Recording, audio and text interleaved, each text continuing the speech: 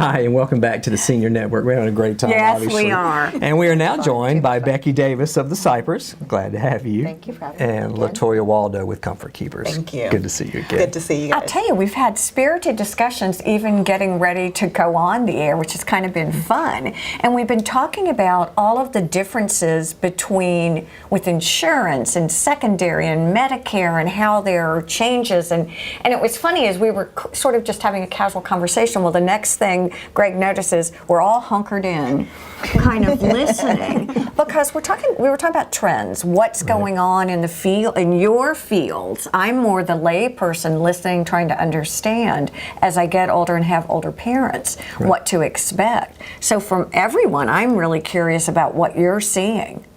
Well, and it's probably the reason why we're all leaning in is because we're all going to get there eventually. I mean, we too are going to be facing these decisions.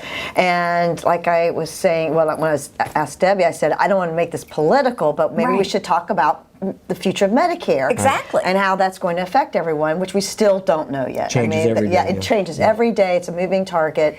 And you know, when you start peeling back the layers of Medicare, it gets a little complicated. So everyone needs to fold in to their thinking when they're planning for their future retirement and eventual care. Where is Medicare going to play into all this? Right now, Medicare does cover some days in the Preston Health Center, which is our health center at the Cypress. Which is skilled nursing. Skilled nursing, Okay, correct. got it. Yeah, skilled care. They will pay for some of those days. However, you need to have a 3-night hospital stay. Okay. And then, so it's 3 nights. And then they base it on whether they're going to continue to pay, they base it on your activities of daily living. Walking, talking, dressing, showering, toileting. Right. And then even then, they may say, I don't know, we're on the fence. We're just going to put you under observation and not pay for anything. So, and that's the slippery slope. You got to have you have to figure out financially, how am I going to pay for Make that work. Make that work. And then again, if we're talking about cuts to Medicaid. Yes. And that's a huge hot button right now. Well, what were you saying, LaToya? How does it work in your world? So in my world, it's really about affordability of the in-home care that you need.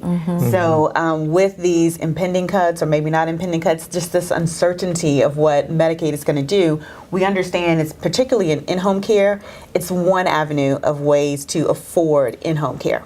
Okay. And so we look at other ways to help individuals be able to get that in-home care that they need. So everything from Veterans Affairs offices, they allow for several hours, and we have veterans that partner with us that actually... For respite hours? Well, not just respite. It's the bathing, dressing, it's really the care, the in-home care that we provide. So not just respite, but the Low Country of Government also provides respite care. And that's a situation where you can also get additional hours for someone. It's no cost to you as well. All you have to do is just be able to apply and get them approve it, and then you can have an in-home caregiver come into your home and provide those bathing, grooming, and those other necessities that you want them to do. Sure. What were you going to say? You were going to say something? Well, I was just now talking about Medicaid cuts, though. Does Medicaid pay for some of those services in the home? Medicaid can pay for some of the services in the home. That's one insurance. You can also have private insurance as well. That'll also pay for those things at home. And then, like I mentioned, Veterans Affairs, which is another type of insurance. So there's many insurance plans that allow you to pay for in-home care. Well, here's my question for all three of you. Sure. Who helps me navigate this? Well, that's just it. And that's why the Cypress exists, and that's why Comfort Keepers exist. Exactly. Because And you too. Oh yeah, I forgot about you. I just thought you were telling